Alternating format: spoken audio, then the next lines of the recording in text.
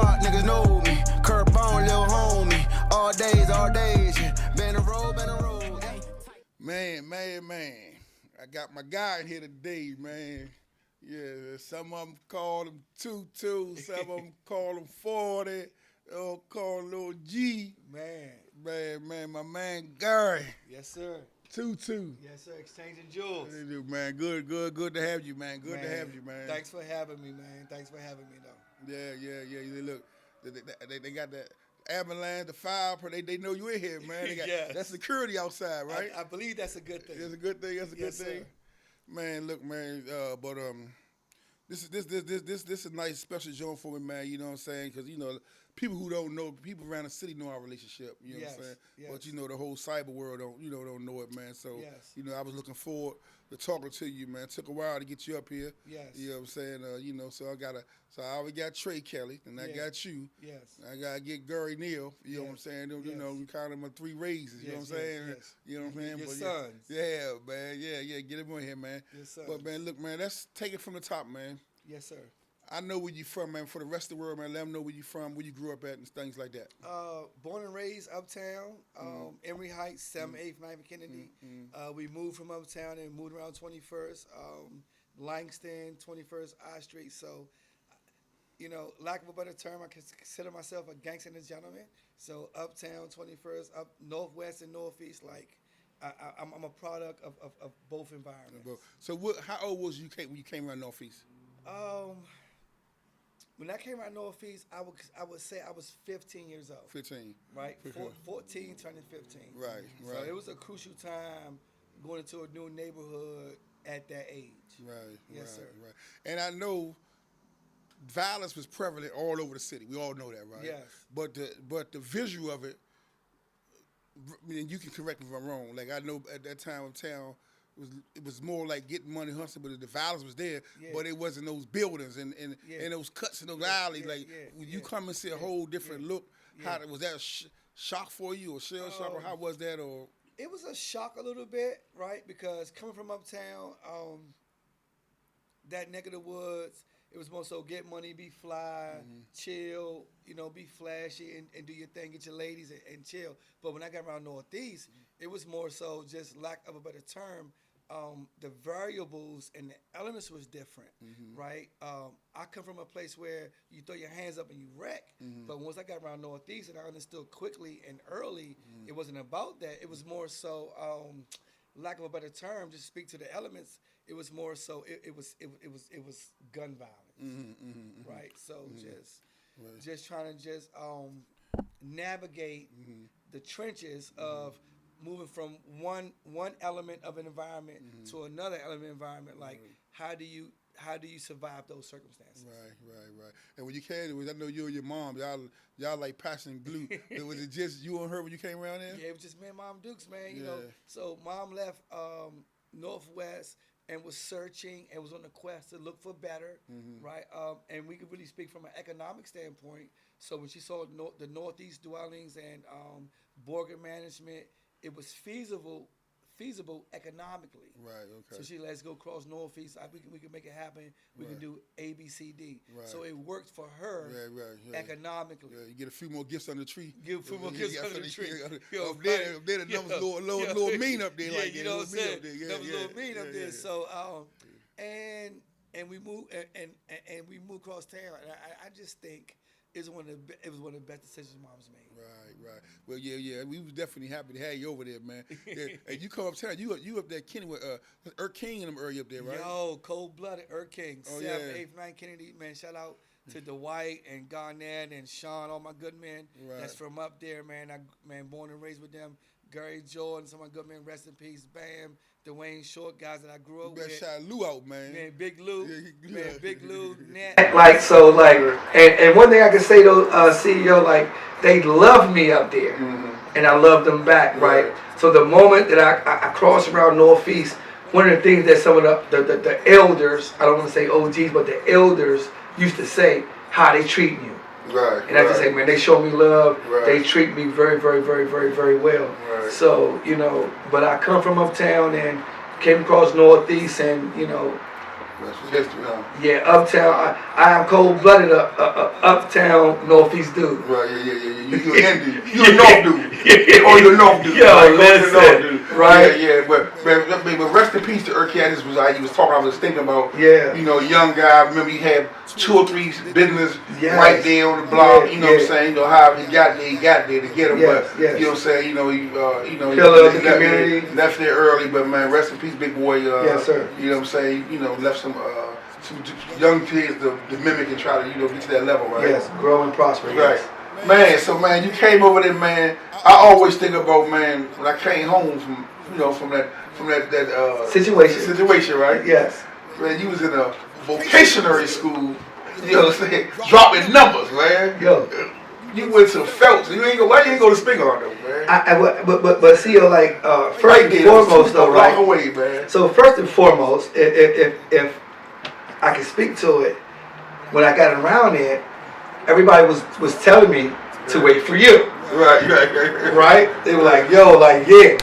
When Slim touched the bricks, he's up the ground, he gonna show you this, and you gonna be good. Right. So when I got around there, it was really everything was really like Kirk Bone, and once you get back, and he gonna love you, love basketball, so he's gonna embrace you. Right. So from the mystical point, I was so intrigued and elated and filled with excitement and anxiety to meet you, right? My man. So once that occurred and you was there, so it was to a space to whereas, right? I wanted to perform and not disappoint. Yeah. Right? So you was booking. So whatever you heard, Kurt, we got a young nigga. Excuse me. We have a young individual around here. Right. That he's doing it. Right. Yeah. So when listen to all the stories and how you was and how you were so community oriented, I didn't want to disappoint that. So I wanted to show you like whatever they told you about me. Right. I want to show you that I definitely was that. Yeah, everything was nice. Everything was everything. And it's crazy because when I first seen you play, you was majority Jimmy. Yeah, Jimmy, right? You know what I'm saying? Like, this man knocking this joint down, man. You see, you square your feet up, right? You know what I'm saying? And then, I guess Nunu had the one. Little Nunu. 58 Nunu, man. Yes. Rest in peace, man. Yeah, little rest in peace. And then you had Gerald, big Gerald, man. Yes. Gerald get that thing on the board, go coast to coast. LeBron, the first LeBron James. Yeah, lay that joint with an attitude, right? Yeah. Big Gerald, my man. Yes. But yeah, man, but how was that? Like, I remember, man, like, you brought excitement back up there, Joe. I mean, like, we wasn't going to Phelps games in a long time. You know what I'm saying? They was the carpentry and the brick mixing and all that, right? Spingarn was the front runner. Spingarn, was the front runner, right? Yes. And, man, I remember, man, we coming to that joint, man, y'all playing Dunbar one day. Pep, Claude, and Nate. The boy Mike Nate catch that joint on the rebound, went right back up, boom, bang that joint, man. I said, who the hell is that little nigga, man? Yes. That dude, you come right back there, Jimmy that joint, man. Excuse me. Yeah, Jimmy that joint, man. Yeah. Y'all was rumbling, man. That was some hell of a days, man. Hell of a days, man. I think for real, CEO, if I could speak to it a little bit, it was more so us having those games down Brown, Saturday or Sunday. The whole hood is down there, and we outside rocking. And then we down Langston during the week, right? And I can speak to it. I remember you down there. You know, you give me your Magic Johnson vibe, man. Hey, you know looking, man. Ha. Right? So and going hard and winning was essential, and it matriculated from being uptown where winning and basketball was so instrumental up there. So playing and that level of development and coming in Langston, it was the same. Right. So it was more so like it was the term that's so cliche is go hard or go home. Right. So it resonated and it just fit in with me, and it's just because the neighborhood embraced me because I was able to demonstrate a skill and a talent. Right. And before we transition to get to your college career, man. Like I say, you left Kennedy Street area. Yes. You come up there, you're 21st of Vietnam. Yeah. How did you avoid the streets? How did you avoid the streets? How you avoid the traps of? Yo, I just think though, Bone, if I could just share to a lot of parents who may be listening, and a lot of individuals may be listening. I think for me, it was more so I was true to me. I had a strong mother, right? That I knew I couldn't come home with the BS or the craziness, but I did have friends outside that maybe have engaged in environmental activity, right? But they respected me with the basketball skills and the talent, and they protected me, right? So even if I wanted to do something, they said, no, this is not for you. You're gonna be the one to make it, and you don't have to do that. So I just think coming from a community, especially when I transitioned over Northeast, it was more so like Slim, like, now we got you, because the guys on Maryland Avenue is my homies, the guys on I Street, my men, the guys down Langston, my men, 18th Street, those my guys. So it was just like I stayed in my lane. I didn't give them nothing that I wasn't, and the whole neighborhood knew that I was the basketball guy. So from that, and to be honest speaking, a community embraced me, and they truly wanted me to succeed. Right, and I was glad you touched on that, because that's actually what I feel like it was, right? Yeah. And I always tell the young dudes now, man, they be uncomfortable, intimidated to be who they really is in their heart. Yeah. And I keep on telling you, I say, man, you walk the walk and let the community see who you are. Yeah. They gonna follow your walk. So if you zigzagging, they gonna treat you like you zigzagging. Yeah, You know what I'm saying? But if you consistent, when I think of guys like, I think of you. I think of Big Frank Chain, my big man, Big Frank, right? Yes, sir. I think my man Allen Richardson down Langston. You know what I'm saying? And right, a couple more people I could just name that. Y'all was right there in the belly of the beast with all the mud, all the quicksand, but it just went around y'all. Yeah. You know what I'm saying? So it's the respect for how y'all live. But if I can only speak and just be humble and just we could share it, it was times where being honest, based upon the environmental situation and based upon what home looks like. Right? Despite mom working and mom trying to make it, you want to do more for your mom.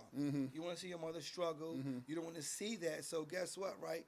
If I can help and add a little to mom's, as a man, as a young man, despite circumstances, all of us is willing to do that. Right? It's just where it is. It doesn't make you a bad guy. But guess what? I'm tired of seeing my mom struggle. So guess what? If I have to do something that's unconventional, despite me being a great person of character, I want to do it. And I remember that you can chime in that I came to you one time. I said, hey, CEO, man, listen, man, it's kind of tight. I'm willing to go outside. Because I'm smart enough to ask before I jump. Right. If I could speak on it. Right, no, go ahead. You can speak on it. That's years ago, man. Right? And then you told me vividly. You say, hey, listen, I don't think that's for you. Right. You're a grown man. You make your decisions. I don't know your circumstances, but if it's up to me, you said, no, listen, I don't think that's for you. Right, Whatever you need, if I can help you, I got you. Right, exactly. So I tell a lot of people, like, man, like things of that nature that allow to alleviate pressure from me. So I could come to you and say, yo, Bone, I have a date. Can I drive your car? Bone, as well as others. I need some fresh kicks, some outfit, little couple dollars just to go on a date. So, and I tell a lot of people, I've been so blessed 'cause I didn't have pressure. I didn't have pressure. You, the whole neighborhood, the whole city treat me like a king, so I didn't have pressure. So a pressure was alleviated, so I could truly concentrate on just being who I was as an individual, not go outside the realm of what I was, and just lock in on basketball. Yeah, that was good, man. 'Cause I just seen it in you. You know what I'm saying? The way you move, everything, man. I just knew you was going to be the guy you turned out to be, the man you turned out to be. Yes, sir. You know what I'm saying? So I was glad that you was mature enough and understood. There's a few more people that had similar stories, you know what I'm saying, that was just like you on the righteous jacket there, came and pulled me to the side, was like, man, look, man, I'm thinking, man. I was like, man, hold. Put your hazards on, man. I can hold you down, man. Keep on running, right? And it'd be funny because you had guys that come to me now and say, man, like, and I think I can share this. This is my man, my best friend Tinker. You know what I'm saying? He ain't never jaywalked, but he had thoughts before. You know what I'm saying? On Cup of Joint, you saying all that joint, your man said such, man. And then, and I used to be like, man, nah, man, chill out, man. You don't even think about it. He only, like you had one, just mentioned one time. And then a couple of times we was going to Wall Street time. You know what I'm saying? sir. So I mean, I seen that come around the way, right? Yeah. So for years, we as a grown man, we had a conversation, and he say, "Man, I just want to tell you something." I said, "What's that?" He say, "Man, for years I was messed up at you because I thought you thought I wasn't built Yes. for a certain type of stuff." Yes. You know what I'm saying? Because Yes. you was like, "Man, when y'all going to this little action, this little beef down the carnival, go, you be like, man, you always tell me you holler at me later. You know, don't get in the car, right?" Yeah. But it took him years to come back and understood that I knew you gonna go. You know what I'm Yeah, saying? Because yeah. we done, it's been tested. Yeah, no we done bull. been to go, we've been everywhere. true. It's just that I ain't feel like that was your lane because Yeah. you had a brighter you have a chance. You have a chance. Yes. You have a chance to come and get me. Yes. You know what I'm saying? So Yes. it was self-serving too. Yes. You see what I'm saying? So Yes. for Yes. real, so I'm just glad, like, you know, y'all guys have became good men, man, and understood that it wasn't a knock on, because I think y'all all could have handled it. There's no question about that. You know what I'm saying? Yeah, true. If proof is in the pudding, Yeah, or the yeah. shit y'all done went through already. Yeah, you know what yeah, I'm saying? But yeah, it was just, yeah. man, you need to be a light though, man. But I think also, CEO, just having the respect for you and listening to your guidance based upon your experiences. Right. I think everybody needs somebody that they are able to go to and say what you think. Right. It doesn't make you less than, because regardless of ABCD, you're gonna go anyway. Right. Yeah. Yeah. Right? Yeah. But I always been the type of person, I always been smart. And an old head told me years ago, I was like 11 or 12, he says, young fella, always look down before you jump. He said, always look down before you jump. Always look down. So me talking to you, that's my version of looking down before I jump. And I'm going to respect what you tell me, because guess what, right? You know better than I do. Despite my emotion and my environmental circumstances, hey, CEO, I trust you. Right. I believe in you. My man. Like you're one of my role models. So if I could talk to you straight up on man time and say, CEO, man, yeah. And you're like, no, not yet. Right. So guess what? I could take that and relax.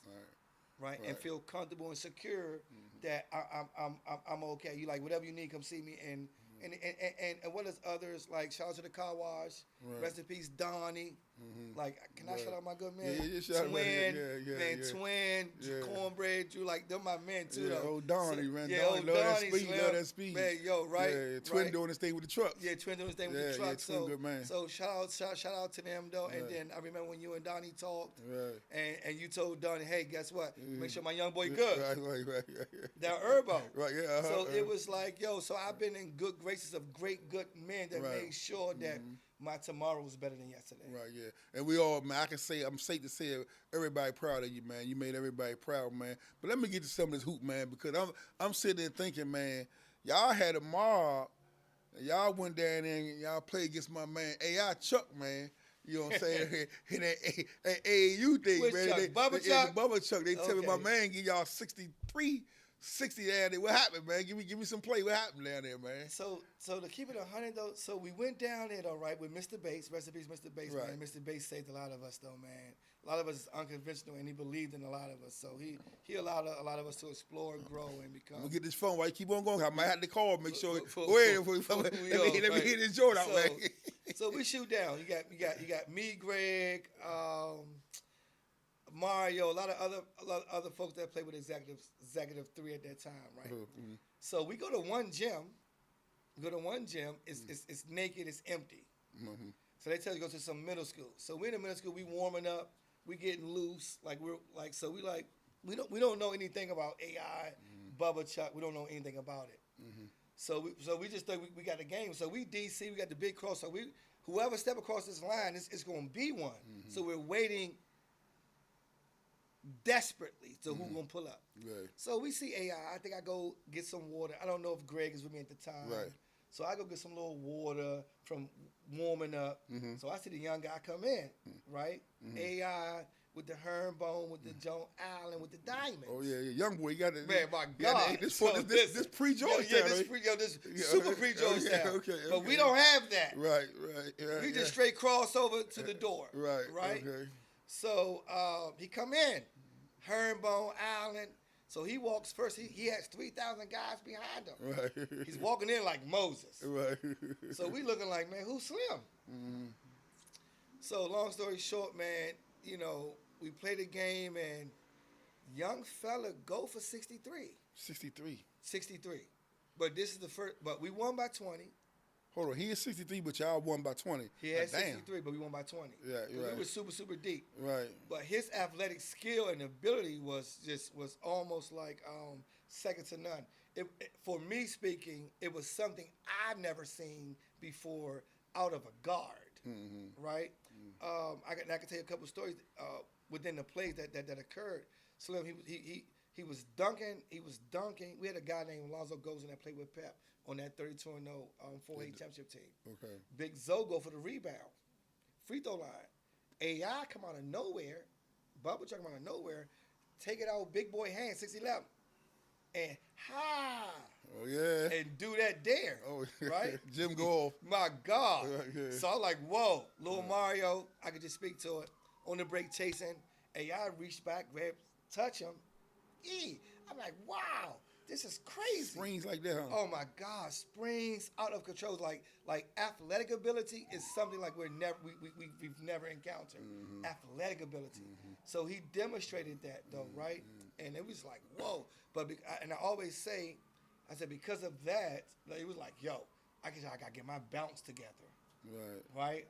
The cross is amazing, but Slim, this boy 5'11" and he's off the ground. But it was a beautiful thing to watch, the show of the athleticism and the artistry that he displayed was really, really beautiful. But we didn't know at the time who he truly was until we saw him a couple months later play at the Kennedy League with Georgetown. So at that time, he ain't had a cross in the game yet. At all. At all. He had it all. No. He was speed. He was fast speed. and get off the ground. Get off the ground. Right. Yeah. Okay. Right. Okay. So during that time, he didn't have that. So if I could recall properly, I remember he was at Georgetown, and I made it my duty to go holler at him. I said, man, hey, you remember me? He like, yeah. I said, hey, man, hey, boom, boom, boom, and show love, right? But I just wanted to make sure he remembered. Yeah. You gave him something he couldn't remember. He gave something. I know you that guy up here. And I'm so not in your way. Right. But still, at the same time, I just want to just make sure Right. I speak to you and just say, yo, what's up, Slim? How you doing? Yeah. Welcome to the city. Right. But do you remember me? Right. Right. He told you give you that joy. He said, yeah, I remember you. Okay, that's okay. Yeah, okay. So and the rest is history. The rest is history. And we embrace him like he was one of ours. Right, yeah. Sure, yeah. That's my heart. I love Shorty, man. Yeah. I love Shorty. Yeah. Man, so you left for vacationary school, Phelps, man. You did your thing. Yeah. Y'all messed it. We lost that money in the playoff, man. I think it was Cardozo, right? Sheik and them? No, it was Anacosta. Sheik. Who beat y'all? Who beat y'all Clues in the playoff? I bet that money on y'all. It was Anacosta? No, it was done. That was the playoff of Cooler? Yeah, we remember because it was us to go to the city title championship game. But y'all lost to somebody up there. We lost to Dunbar of Coolidge. Oh, okay. I don't know why I thought it was. We lost to Peppernim. Dunbar, but they had a little national ranked team of Coolidge, man. Anacosta had Powell and Keith Davis, Big Larry Town, Big Larry. They had a mob. Chris Rames. Everybody 6'5". Yeah. Whole starting mob is 6'5". Right, yeah. And they ended up losing to Dunbar. They lost to Dunbar. Right, okay. But actually, Dunbar lost to them first game of the season. And Dunbar went 33, 36-1 and won the rest of the season. Right. Representing D.C. over in Greece as a high school national team. So they went on to do some Old Pep. Old White. I love that Nate. I love Claude knocking down too. Man. But I love that Nate though, man. He was a gangster, man. Out of certain quarters. Yeah, he was a gangster, man. You know he coming, man. Shoes tied up, and it's gonna be a situation. Yeah. Shorty was a gangster, right? Yeah. So we had him at Phelps too, though, right? We had him on the ropes. Y'all let him go at Phelps. I was there. Mike Gill off the bench scored 20 points. Mike had to be on the 10th then, right? Yes. He scored 20 off the bench, and like that dub off the bench was just enough. But propelled them. Right. Because me, Gerald, and Nooney, we was like right at the door. Yeah. I always mess with Mike Gill, man. We went up the Rucker League. Yes. To Washington. Lonnie's playing. A couple was playing something, and then one of the announcers said that they ain't know Mike yet. They wasn't hip to him, but Mike getting the bucket. Yeah. So they ended up saying, man, we're going to call him. So they said, we're going to call him the Lil Prime. And then Prime said, don't call him that? No, Mike said, I ain't no Lil Prime. Yeah. I ain't no, like, get my own, like, basically my own joint, right? Because L Train was cooking up that motherfucker. Nah, Slim, up that rocket, man. We played a game up there against Kobe Bryant. Right. And Lonnie played with Kobe. Right, yeah. Me, Mouton, G. Jones, like everybody up there, man. Lonnie was... Hold Lonnie. Hold on. Back up, man. Lonnie played with the Kobe. And y'all's on the other end, man. He played with Kobe. L Trey, I got to harsh you about that, man. Come on, man. So he seen the bear. He gave the bear a gun, man. Yo, he played with the beans, Slim. He played with the beans. Yeah. It probably was business, though. He up against, business. He's playing with like Joe Team or something, right? Fat Joe, somebody. Yeah, Fat Joe, Mousy, all that. So and I think when Lonnie first started going up there, I think the first guy he took up there, if I'm not mistaken, he took Pep up there. Okay. He took Harlem, and that's when Pep came back with the Harlem World. Oh, okay. That's right. Oh, did I get that joint? Pep came back with Harlem World. Oh, okay. He took Pep up there. Right. Then Pep came back with the Harlem World. But I ain't gonna lie, man. L was up there cooking though. Slim. L was up there cooking like you know I'm homegrown, so we just walking in the gates. They was like, man, dude, Prime, what time he play? What time he play, right? In the free throw, the lab line, doing all that sweet shit. I gotta give his props. Everything a God can do, and he got that DC sauce. That's a problem. Yeah, look, shoot the 3 ball at the glass. All that. Top of the key, side. You gotta remember. Right. When he came in that herbal with Dennis Scott, man, he looked really good. Right, yeah. You know, he played me my first team, my CBN team. Now, I want to say it was 93, 94. He played on my team. I think that was before Dennis I tell you. You check that with him. Yeah. But he was, what's his name? You don't remember, I don't think you went to the game when we took DC team up, Baltimore, up the Dome. Yeah, I ain't played that game, though. Man, Lonnie, Steve Francis, Kirk, Big Dave Butler, Big Mike. So they had them all. Kirk Lee, Lord Nas. Man, it was all the fence, climbing all the fence, hanging on the wall. To it. Oh man, that was one of the best games. That was a Steve Francis coming out joint.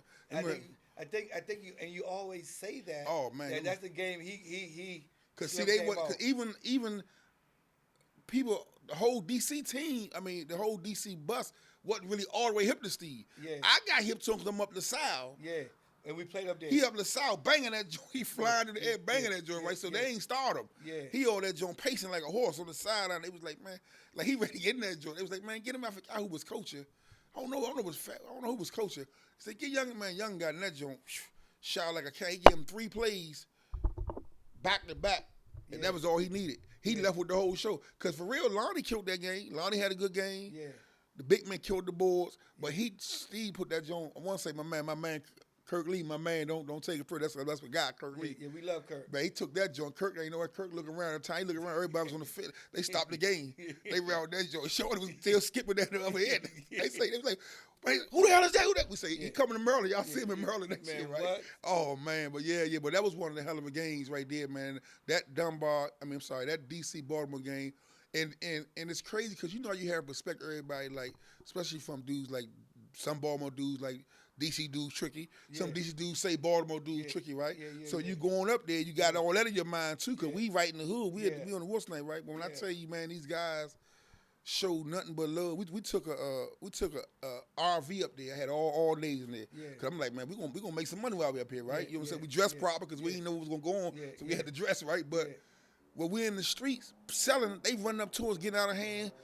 Not trying to be slick, straight money. Now, give me that. Man, give me your number, man. It was so much love. It was unbelievable. You know what I'm saying? That's why I always tell people, man, you gotta have your own experience with people, man. Yeah, true. You can't take nobody else, experience and make it your own, right? And I got great love from Baltimore. I think a few weeks ago, me and Lonnie went up there, and Mike Lloyd, the great Mike Lloyd, Mike and Kirk Lee came down and helped me get championship down here. They showed us so much love. Right. We kicked it with Kirk. We hollered at Sam. We had some little laughs, and then Mike took us to a restaurant, dinner, couple cocktails, and dinner, and Mike paid for everything. Oh, yeah. Man, every time Mike getting the money. Mike, come on, Mike, you paying for all that, man. Goddamn, man. Get your man, man. Red carpet, Get your man, man. It's the second time that Mike gave me the red carpet, so, like, it's a respect factor how we love them and they love us. Nah, I'm going to give you a quick joint on Mike, man. I would say Mike, when they had they played the USBL. Yeah. I'm saying Kirk. I go down to see Kirk play in New Jersey with man Mike all over the motherfucker, all the billboards, all in the book. I'm like, so you almost there. I say, man, hey Kirk, bust his ass, man, bust his ass. I'm like that, right? Yeah. Kirk is like, Kirk, you give me that joint, like, light them nigga ass up. Kirk gonna light the fire to a nigga ass. He gonna light nigga fire ass, right? Yeah. That's the first dude before the game. He said, nah, I'm gonna do what I do. He said, nah, bone, hit bad motherfucker bone. Hit bad motherfucker bone, right? He hit bad motherfucker. And my man Keith Goody, he always like, man, bad motherfucker, right? Bad motherfucker. But I just, man, and I started watching him, and I say, shit. Mike's a headache. I started saying, man, Mike, bring him down the farms. Yeah, Mike's a headache. Man, right? Mike is strong as the bull. Strong as the bull. You, Mike. Strong as the bull, man. But look, man, let's get to USC. I know you had a journey before you got to USC. Right. Give us real quick on that, because I want to get to USC, man. Give me your start before you got to USC. You went to I went to Frank Phillips first, right? So this is just a quick synopsis of how it went down. So Moochie Noahs, that we all love and know, bad boy. He's at Odessa. So the head coach for Odessa is recruiting me. So I was supposed to go to Odessa JUCO. But then Frank Phillips steps in. The coach give me fur tail and say, "Why are you going to Odessa? We're better than Odessa, A, B, C, D." So I'm young. I don't know. I got the scout coming to the house. We around I Street. We walking down the street. The homies in the hood yelling. So who's that? The police? So I'm like, nah. So I'm yelling across the street. No, this is a scout. Right. And I'm green, and I don't really know how it really goes. Right. So the coach kind of tricked me to sign with Frank Phillips, knowing Frank Phillips was the doormat of the league. Right. And the Odessa coach. Wasn't no internet back then. You couldn't Google that joint. So the coach like, yo, you going to Frank Phillips? Right. So I'm like, yeah, boom. So I wound up leaving Frank Phillips, and I get with Greg, T. Roy, and Lamont Gundy. Right? So they're there. T. Roy. Yeah, T. Roy, man. Black Magic. Yeah, okay. Yeah, they there. Yeah, and Lamont Gundy. Yeah. Shout out to Lamont Gundy out of Crossland. Yeah, Crossland, yeah. Problem. That dude. Right, yeah. One of the first Maryland dudes outside of Terry Lancaster with guard play that I had total respect for. Right, yeah. Because I'm in practice and I'm watching Lamont Gundy. Right, yeah. He is him. True. So I go to Jacksonville and I play at Jacksonville, right? A red shirt. Then I play at Jacksonville, me, Greg, and shout out to Rest in Peace to Crab, right? Rest in Peace to Crab House. Leave Jacksonville, go to Brown Mackey. So from Brown Mackey, it's where, but I'm at Jacksonville. I get freshman of the year. I get a lot of accolades, right? But coach get fired, and so we all roll out. I go to Brown Mackey in Kansas with Hall of Fame coach Francis Flax. Shout out to Francis Flax. So when I get to Brown Mackey, the magic happened, right? Played really well. Set a lot of Midwest records, steals, assists, points. I did, set a lot of little records, and every Midwest school recruited me. Okay. Outside of Kansas, and outside of the blue blood schools, but every Midwest school, Colorado State, Utah, all the Midwest schools recruited me, right? And then I'm gonna tell you how it really worked though, CEO. My cousin got killed in '96, right? Rest in peace to my cuz. So we had a playoff game, JUCO playoff game. We playing Coffeyville. And if I go home, just keep it in 100, we don't have a great chance of winning. Okay. But I stayed and doesn't come home and go to the funeral. Okay. So I had a great game, and one of the head scouts for SC, Scott Alexander, is at the game. Okay. So I taped the shoes up, put Plute on the back of the shoes, and I played really, really, really well. And then Scott Alexander said, "Yo, Slim, we like you. We want you to come to SC, ABCD." So mind you, by that time, this is like spring JUCO tournament. So I got Seton Hall, I got SC, I got Baylor, I got University of Houston. So these are like my top choices. Okay. Despite me having the entire Midwest. Right. Right. So I think the first visit to SC. So I grew up watching Boys in the Hood. We watched Magic Johnson, Hollywood, Lakers, and all that, right? So in my brain, CEO, I was like, well, damn. So I could do Seton Hall and go to the Big East where all y'all could come to the game. My mom played Georgetown to be a good thing. But if I go out west and bring that cross out west, I'm gonna catch him off guard. Right, right. So So you already strategized that. Yeah, off okay. the rip, because Okay. I'm East Coast. Okay, okay, I got you. Mhm. Right, you got New York, Jersey, right, Philly, mhm, D.C. You make it find a tutu anywhere. Right, Right, right. But if I go out west and take this big cross out west, I could catch him off guard. Right. And ironically, it was the best decision that I made because I did just that. Right, yeah. Right? I did just that. Man, hey, Slim. And I tell you, I was watching. I'm seeing it up in person in Langston Before they even see it, right? Before anybody even see it. Right, but it hit different on CBS though. it hit different on CBS, right? Hey, look, but you talk about Byron Davis, Dollar, right? Cameron Dollar. Cameron Dollar, right? Bibby, I said Bibby. Miles Simons. Jason Terry. Reverend Knight. Eddie House. Corey Benjamin. And you remember I asked the card of the game, I say, because y'all played Arizona. Right. You give it to them. Which time, Slim? Because we played them twice. Was it a time we played them at home, or was it a time we played them at our space? You gave them late 20s or 30. You gave them 30. You gave them something crazy. We can talk about both games. Well, okay, no. I'm talking about the time of the game. I seen the boy Dickinson. On national TV. What's his name? Dickinson? Was Yes. it had the little blonde little? Yeah, Dickinson. Yeah, and I say, man, when he walked the game, I'm watching TV at the game. I'm seeing how they react. You that know, was the game we played at SC. Right, and he came up to you, shook your hand, wished us in your ear and all that. I was like, man, what he say? And I remember you said that's Jason Terry. Yeah. So somebody said it was him or Dixon said, "I see you the next level," or "I see you." Or, Yeah, Mike Dickinson. Yeah, Mike Dickinson. shook my hand. Right. He said, Slim, I'll see you at the next level. Right. Yeah. Mike. Man, but when you was giving that joint to Bibby, man, that was crazy. And the Bibby father coaching you. Yeah. And you giving it to him on the floor. What was Bibby father? What was his? But CEO. So the first game, right? We in Arizona. I go for like 30 and 10. Right. Right. They ranked number one in the world country at this time too. They rank number one. Right. Right.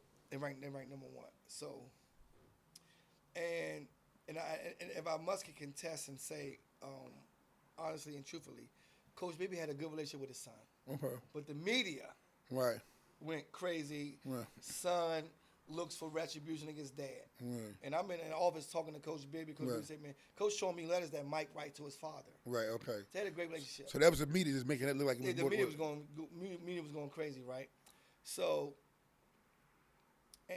just off the sake of my loyalty to Coach, I ain't going to say other stuff, right? But Coach used to say to me, like, yo, too. Go. You got to play well. Right. You got to play well. Right. Because if I don't play well, Right. not saying if Mike gets off, Right. but if you don't play well, the media is going to try to, like, bury me. Right. So I said, okay, cool, Coach, I got you. So we play in Arizona. I go for 30 and 10. Mm-hmm. CEO, 20 and 8 and 20 and 15, them okay numbers.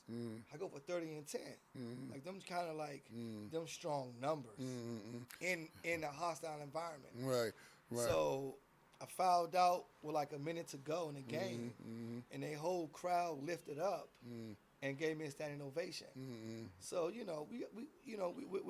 we're from, lack of a better term, so we're from out the hood. So what they're giving, I'm not accustomed to, so I don't really know what they're doing. But they're honoring a certain performance that they deemed worthy. Right. So the managers was like, yo, too, they're standing up and they're cheering for you. So I'm like, okay, cool. They're like, you have to acknowledge them. So I get up and walk to the little sideline and give them the Michael Jordan salute. You give the MJ joint. Yeah, I give the MJ. I appreciate you guys and thank you. But that was a real moment for me, though, CEO, because that was the moment where I transitioned from playing to performing. So I went to a performance space. Right. Not just hooping. So I transitioned from playing to performance. So after that game, right, Lou Olsen walked to me and said, yo, Johnson, come here. I said, well, hey, Coach. I said, hey, Coach, how you doing? Yeah. He said, well, I don't know you, right? Right. And I said, I don't know, Coach. And this is one of the biggest compliments that I ever received. He said, yo, Johnson, you belong over here with us. I was like, wow, that's crazy. Oh man. I said, I was like, he said, Johnson, you belong over here with us. I was like, whoa. He told you that. Yes, but that was the first game. But the game you guys saw was on national television. Right. They didn't see that 30 and 10. Right. The games y'all saw on TV was the killer. Oh no. I seen I was going on Grand Slam. I was catching all your games. They didn't see it on that TV. I caught all your jokes there at the Grand Slam, the Grand High, in the basement. They're gonna play it. In the basement. They got it all. I say, man, go get it. No. I caught all. I'm trying to tell you. Yeah. That's why I was seeing them shaking your hand at the end. Yeah. Little stuff there when you fouled out. I remember all of it vividly. Yeah. But just so you and Byron Davis. UCLA game. That was a good game. Right. At SC. You remember at that time we was playing the sports arena where the Clippers play. Right. So for me, CEO, playing the sports arena in my mind, that's my NBA. Right. I'm playing the NBA arena. That's my NBA in my mind. So anytime I walk in here, I'm on NBA vibes. Right. So we play UCLA, and I never hate to say it, rivalry, but I never beat UCLA. Right. So we play against B Diddy. I believe B Diddy. We call B Diddy as a freshman. You're a freshman at the time. Yeah, he's a freshman at the time. I'm a junior. So we play against Byron Davis, right? So this is a time where I used to throw the cross so much in practice, and Coach Bibby used to say, "Yo, too, put the cross up." I'm like, nigga. Oh, excuse me. I'm like, yo, I can't put the cross up. Like that's my go-to. Right. So Coach elaborated and explained to me. He said, "Yo, the game is played with your feet. So you play the game with your feet." He said, "Master your triple threat game." So in the process of me being coachable and listening to somebody, Coach Bibby, who went 88 and 3 in 3 years, got an NBA, CBA championship. Right. So under Bill Walton. So if I can change for a second, what a lot of people don't know, like I learned from Henry Bibby. Henry Bibby come from John Wooden. Right. So my basketball acumen and my basketball mind come from somebody who's taught him. So I come under John Wooden. Right. So I come under that tree. Right. From a basketball mind. Right. Right. So back to the subject. So Bibby like, "Yo, too, if you cross, you ain't gonna never play." That's how I bet. So I learned how to triple threat and play the game with my feet. But there came a game we played against them, and the team is BSing. And USC or his team? We had USC playing against Who UCLA. BSing, y'all or them? SC BS. Okay. The players is kind of slightly BSing. Okay. They playing. Right. And I'm right. And then Bibby say, "Yo, hey, too, go to your shit." Yeah, right? And this is a 69-year-old man, whatever his age is, right? Yeah. So, but in practice, he telling me to don't do that. Don't do it, right? Yeah. So now, the team is, not said they're BSing, they're not. It wasn't clicking. It wasn't clicking. They're not in rhythm. Right. And I don't want to put my team down. I got you. But they're not in rhythm. Right. They're not at their best at this moment. Right. So, Coach Bibby, I look at the sideline. He say, "Hey, go to your shit." So I'm like, "I'm bad." He called timeout. He said, "Yo, too, how many you got in you?" I said, "Coach, man, I probably got about like 3 in me." Because he done with running the plays. Right. It's like we're going to Herbo mode. Right, yeah. Party's over. Right. He like, he's real coach. He like, "Man, we done." He said, we need 5. Right. Like 5 straight plays. He kind of like ISO'd that thing. Everybody on one side, 2 men get naked. Right. And I went to work. Right. I went to work. I went to work, and then I think after that game, Byron Davis was cool with Danny Walker. That went to Westchester. Westchester's like a Dunbar. And then he got in contact with Danny, and Danny gave him my number. So Byron like, "Yo, G, you know I'm 2'2". I ain't G, but right. We out. We right. Yeah, they lingo. They lingo. So I take it. He like, "Yo, G, like I'm trying to work out." And you know, we never been on the vibe where we succumb to anybody else or bow to anybody else. So I'm like, I'm not coming up UCLA. If you want that work, you come to SC. So for about 30 minutes or 40 minutes, I taught Byron that hands up. Right. For 30, 40 minutes, he watched you give him. And bang. So I teach them that hands up. So you want to work out, y'all come down here. Right. Right. So you know. How long it took him to grasp it? He probably took him a little bit because guess what he took it? He took it to the league and did. Right. Right. So I can honestly say like him, Byrne, and Jason Terry, Eddie House, like I think I'm one of the very few ones to honestly say like them, like they little boys. Right. Yeah. Oh yeah. So I'm saying they had great careers. Right. Yeah. But when it was a time when I saw them, to me, Right. Yeah. it was a real issue. Get in the business. Yeah, true. They Get in the business. Yeah, I'd say they little boys to me. Man, that whole experience in USC, man, out west, from the deeper East Coast to the deepest west, the end of the West Coast, coming from where you came from, man. When did you feel like you was straight up in your manhood? When you was like, man, I can do this. I don't have to come home. I can, take what I learned there and interact it all together. When did that click in? Or was it just? Yo, you know what though, CEO? I think we played UNLV with Keon Clark, right? Everybody, Keon Clark played in the league on that. Right. We had a game, Slim, my junior year, and they was playing the Carter song, the Donna, hey, Donna, right? Mm-hmm. And the lights is clicking, the song is going crazy. It's like a timeout, or it's something going on. Where there's a pause in the game. I see Larry Johnson, Anthony. I see all the banners. Dave Butler, the championship, right? Big Dave, Yo, it hit. I say, damn. Right, yeah. I'm here. Right. Like from Phelps, right. Uptown, 21st. Right. I'm carrying everybody with me, Right, yeah. and it was the moment where it's because UNLV where I realized like, yo, like the dream has came true. Like I'm here, and I'm so honest and transparent. Coach Bibby walked down the sideline and looked at me, wanted to put me in the game, but I got so caught up in the moment. He looked at me and said, "No, son, I can't put you in the game right now." Like you God out here, like you Pookie and New Jack, like you God out here, you the Star Trek show.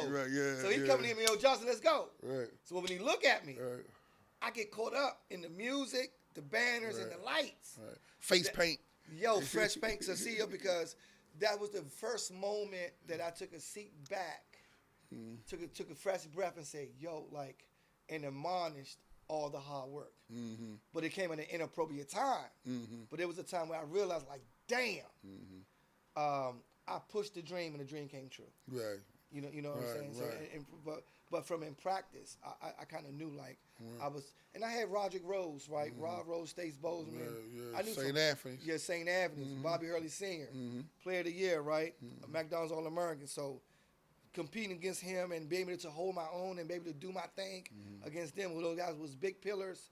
I kind of knew, like, yo, like, and with that D.C. attitude and mantra, I knew I was really ready to go.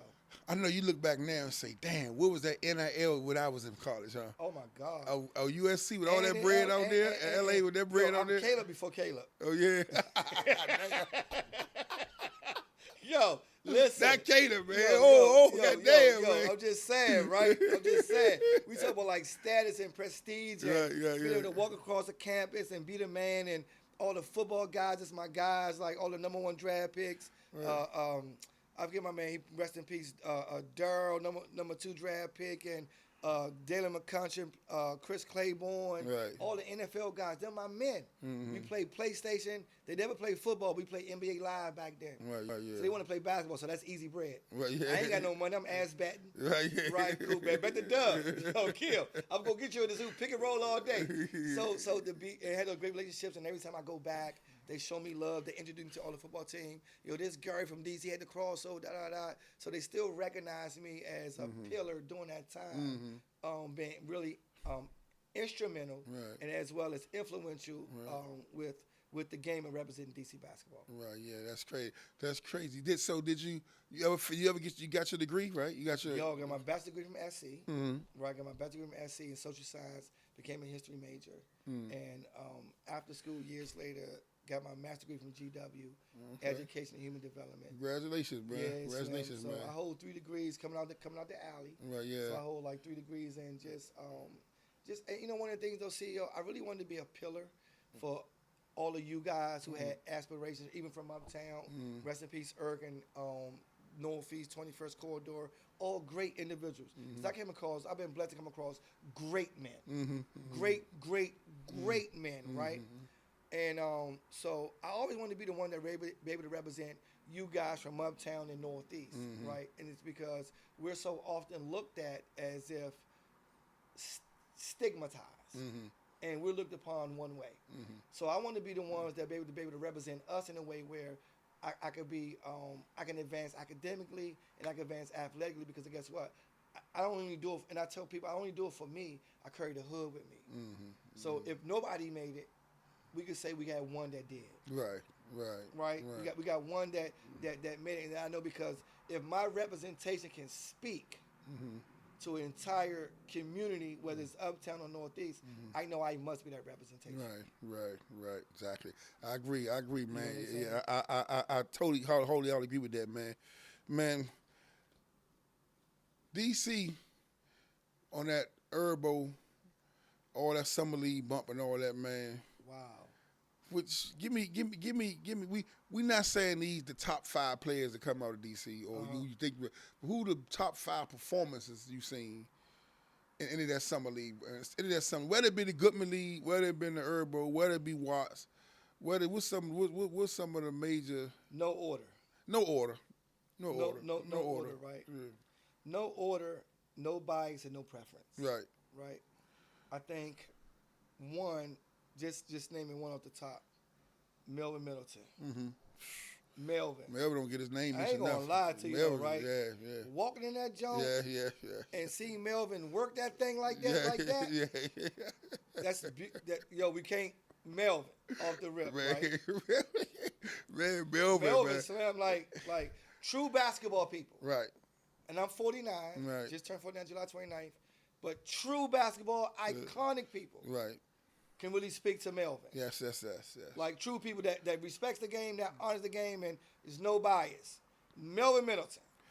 Melvin, and don't lose your thought. Melvin, we used to go see Melvin, the first dude that you go see play. People come and say and play, and he wasn't gonna get you no 25s, and just the IQ of the game, dropping dimes, showtime, shutting shit down. Man, I remember John Melvin come down on somebody in the Herbo, full speed, coming down 100 miles an hour. Somebody jumped out for the charge. Boom, jumped out.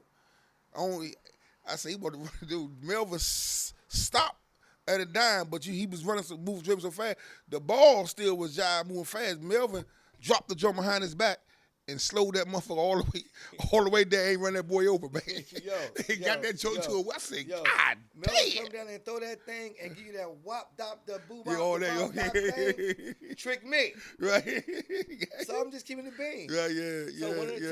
So just saying from my eyes. That's a good one. Man, to come in and to see somebody to just DC iconic and work that work. Right. So I'm just speaking from DC iconic. Right, yeah. Would I be able to see the work that work? I said, man, Melvin. Okay. Right, and then I remember years ago we used to travel, and I used to talk to Melvin. So I talked to everybody, and I got insight. And Melvin would tell me, yo, too, get all your players involved, second half, do your thing. So I got insight from great people, right? So I like Melvin, right? Secondly, I gotta this no order. Second, Sam, Moten, Poetry, right, yeah, on that baseline, right. Oh, yeah. Watching Poetry work on that baseline. On that baseline, Slim, and kill from that space. Right, yeah. Poetry. Yeah. Nah, Poetry. Good pick. Oh my God. L Mo. Yeah. Like Poetry. Right. Like Poetry, right? So I go with Poetry.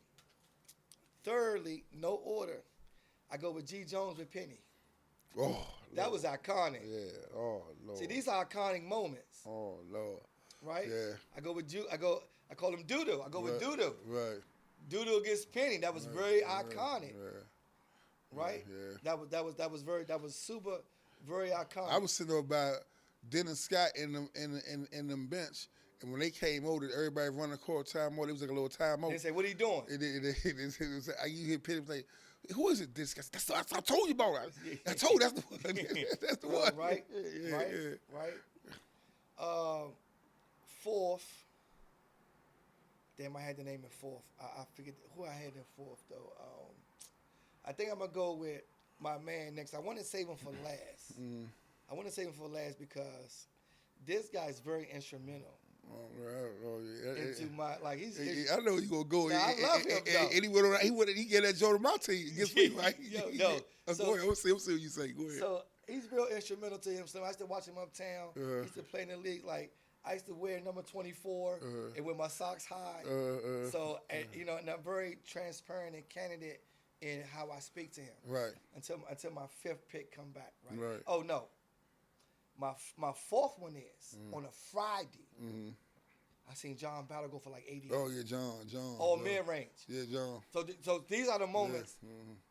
I seen John Battle on a Friday slam go for like 88 in the herb on a Friday, all mid-range. Right. All elbow, free throw line extended. He now he going slim like little skip run too. I was doing a Friday slam. I go on the herb on the Friday. I pull up. I see John get naked. So these are moments that I like truly witnessed with my own eyes. Right. And then in no order. And my God, man, I really love him like dearly. Right. A lot of people get it misconstrued. He had a platform that I went on. But I love him dearly, and him and his brother showed me.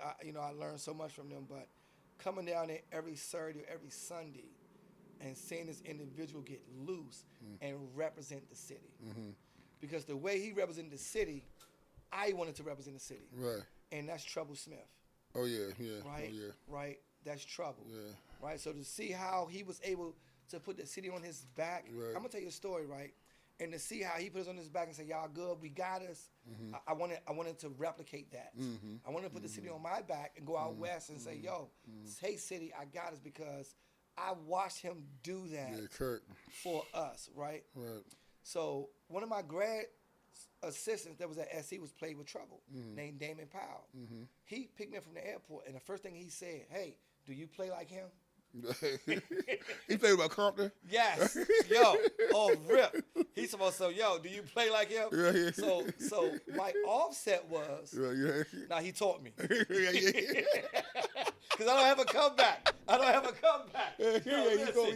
Yo, it ain't the same thing, but he told me. I don't have a comeback, right? So, Slim, he didn't say, hi, how you doing? Man, hey, Gary, how you doing? Yeah. Off Rippy. Right.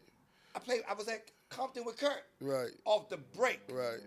And then first thing he was, do you play like him? Right. So the only thing I can say was, man, he taught me. Right. So what we get from that is what we get from that. Right, yeah. You know what I'm saying? Yeah. Trouble, man. Kirk, I always mess with Kirk. I say, man, first of all, man, when they start putting Bone on your name, Kirk, when I come home, they come on. I'm sitting there, this way, Bone, hey, Mark, turn around. I said, when they start calling you Bone, right? He started laughing, right? Yeah. But man, Trouble, man, a lot of dudes don't know, man. Of course, it's like you coming up. Yeah. I mess with Shorties in high school and all that. Go on the game, support them. Yeah. Man, Kirk used to write me in jail. Yeah. He used to send me all his articles. When he was at Iowa, playing Drake and and kept me abreast. And I'm in them pumping the whole. Yeah. And it's funny because I be like dudes would be like one of my cellies from North Carolina can play, two boy named Rip from North Carolina and Boogie, right? Nice. Yeah. Rip, Richard Good is real name. Yeah. Everything, football, baseball, jump on the gym, athlete. So I used to tell him so many stories. Yeah. At nighttime, talking about everybody, right? Yeah. It got about a little while. He come back and say he done put himself all the way in the city. He be like, man, I'm telling you, me and Kurt would have went at it. Sherman might would have, I don't know, because he got it, like he started realizing all these little stories, right? But man, I always say, man, I got to see Kirk play better from what you tell me. I say, yeah, bad boy. Talk about booting, I talk about Mel, I talk about all of them. I'm going to promote the brand. Wherever met, right? Yeah. But Kirk definitely is definitely an icon. In the city. There's a lot of dudes. I'm gonna tell you, don't get. I don't want to go too far before we close out. But that Earl Moore, you ever see him, Boogie? No, but I heard tremendous things about him, man. I heard he was a serious. Everything smooth. Everything smooth. He might catch that joint. That everybody, he a finger roll that joint, but the rim here, he here though. Yeah. You know what I'm saying? Yeah. J-ball the glass, the fly run back diagonally. Everything was just real. I led it in high scoring. But Sherman too, though. I remember when Pep tried to work his little play against Sherman, did pretty good. We got him. But that second half, and Sherman said, like, I'm really him. Well, yeah. Hey, You know what I'm saying? I tell you different from my pros and versus everybody else. Yes. Right? Yo. Pep give him the joint, blah, blah, blah. Everybody go crazy. Yeah. I'm coaching. Yeah. Pep missed the shot. Yeah. So everybody go crazy. Sherman lunching saying, he missed the shot. Yeah. That's what he telling me. He ain't missed the shot. Right? So I say, Doug, they don't care about that. They ain't sure nobody missing the shot, right? They think about they got you out the frame, right? So he's like, yeah, wiping this out. So they went down 1, 2 more couple plays, right? He went to work. He came on that joint. He said, I got him. I figured him out. Yeah, I'm saying to myself, you download all that? Yeah. He go play. Work. He sat down. So That's he went to work. Yeah. Back down. Back like, down. man, Sat on him. Man, sat down on him. And Yeah. another person I didn't include in that top 5, but I could put him in there is that Clarence Green. Oh yeah. See, no. You'll be able to watch him and see how I'm gonna tell you what I got from him though, right? His attitude. Tenacity. Yes. Right? His attitude and energy, and he just doesn't give a what. Like right. he just like I am what I am. 93 championship down at Herbo. They played Baltimore. What's this? Baltimore. What they call the Baltimore team right there? Baltimore team. Baltimore Fighters. Oh, the Booty put on the show. But Booty Machine. Yeah, you know what I'm saying? Booty Machine, man. We had him on the show, it's a while ago, but he go without saying, right? But yeah, man. But before we bring her to the close, man, I want to get your perspective, man, because I didn't really touch on your degree as far as, what you got as far as understanding the behavioral health, psychological of youth and adults, right? Yeah. What can you give us some take on what's going on now? What's some remedies or something you think, or just give me your thoughts on what's the climate that's going on with the youth out here, man? What can we do? I just think for real, right?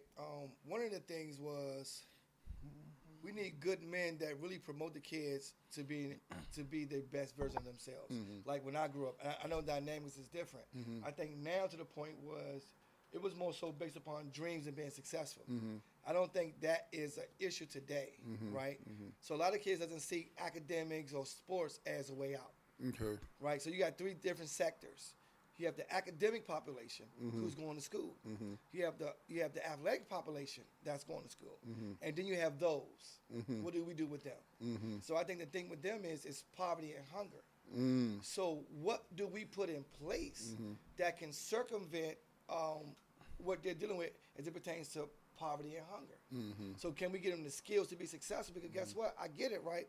So we can put programs in place and have people speak to the youngest. Mm-hmm. So, but after you talk to me and after you make me feel good, right. I'm hungry. What's the next step? Mm-hmm. My sister and my brother, we're hungry, right? So I don't want to give too many details. I know me and you work together on a lot of things, but we had to put things in place that's able to speak to poverty and circumstance, right? So if we don't have those things that speak to that, we can't look crazy where a young man who's young, whose mind ain't developed, who has to think on his own and survive on his own and say, hey, well, guess what? This is my alternative, right? So we can't look at them and blame them and say, yo, you're a detriment to the community because he yelling, hey, my mom's on it, right. or my mom's dealing with difficulty. Dad is locked up. My little sister, my brother is left up to me. And once you'll feel, and my buddies humping at me, they banging at me. And my buddies banging at me. So I'm in this space of survival. So how do we offset this young man or this young lady's survival? Right. What can we provide that can offset their survival element? Right. Because I spoke to a young lady today, an older lady. She was talking about the politics and all that stuff, right? I said, guess what? Crime doesn't cause crime. Poverty causes crime. Poverty. Right. Poverty causes crime. If you go through the entire United States and look at the poverty numbers and look at the crime and violence. Right. It's gonna equal up. It's gonna equal up. Right. So what can we do to circumvent our kids from experiencing poverty? So let's address poverty. And then we can't move the needle totally, but we could look at it in this space and say, hey, well, guess what? We can start here. Because I know from a standpoint, the reason why I had conversation with you, because guess what? I was looking at poverty. Right. So you guys was able to alleviate my poverty perspective on my poverty lens. So we don't put things in place that was able to alleviate poverty. We're going to continue to deal what we deal with. Right. Is there anything that didn't touch on that you want to that you were. Oh, he must lock himself out.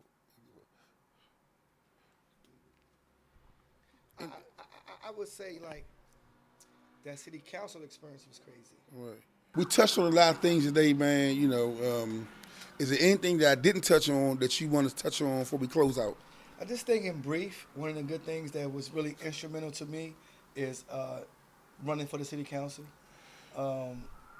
Unfortunately, I really didn't win. Right. But I tell a lot of people, and I'm gonna close out, like sometimes it's not about sitting at the chair, it's about being at the table. Right. Repeat that again. That's a jewel, man. Repeat that again. That's a jewel. You say, what's that is? It's a jewel. Yeah. I said a lot of my counterparts, they were really hung up on me winning. Right. So I said, well, it's not about winning often. It's not about sitting in the chair. It's about being at the table. Right. Right. And you know, and I'm gonna leave with this. One of the biggest things of me running for that election was that my mom called me one day and said, "ToTo, I just left the voting booth and I just voted for you." Right. Right. So despite all my accomplishments, I think that was one of the greatest things that I could hold dear to my heart. That my mom said, "Yo, I saw your name on the ballot," and she voted for her son. Right. So great experience. I loved it. Everybody asked me would I run again, may or may not, but that was a great experience. I will truly, truly, truly hold dear to my heart. Right. That's what's up. That's what's up. Man, thanks for coming out, man. You know, I just want to close just by saying, man, you know, it's always been an honor and a pleasure, you know what I'm saying, to watch your growth as a young man to a full grown man, right? Yeah, true. Man, you inspirational, man. You know, a lot of people watching when you think they ain't watching, you know what I'm saying? Yeah, true. Man, just keep doing what you're doing, you know. And we already know we didn't plug it on here, but we working on some stuff, trying to work with the city, with the youth, you know what I'm saying? And we probably should have plugged it on here. You know what I'm saying? Those who looking, you know what I'm saying? We trying to put some curriculum together. Stay tuned. You know what I'm saying? And, you know, throw some different ideas out there to the head, right? Right, man. But I want you to just keep doing what you're doing, keep being inspirational, keep inspiring, man. Keep doing what you do, man. And, you know, it's always a pleasure, you know, and I love you, man. And, you know. And you know, in my end, the show is beautiful. It's instrumental. It's what the city really, really needs. And I often mention to you, it's classy, it's elegant, and it speaks to us as a culture. Right. So you keep doing what you're doing. I want to give you your flowers on your show because, man, you represent us, man, in entirety, right? Right. So we want to say thank you for the show because and we need it. So we honor you, we love you, and we want to say thank you to you too. My man, I love you, man. Changing Jewels, man. Make sure you like, subscribe, and share Changing Jewels Kirkbone TV. Peace. Thank you for watching Changing Jewels on Kirkbone TV. If you like the jewels that we're dropping, subscribe, hit the notification, and share with some friends. And I'll see you on the next episode of Changing Jewels, Kirkbone TV. Out the park, niggas know me. Curb on, little homie. All days, yeah. Been a road,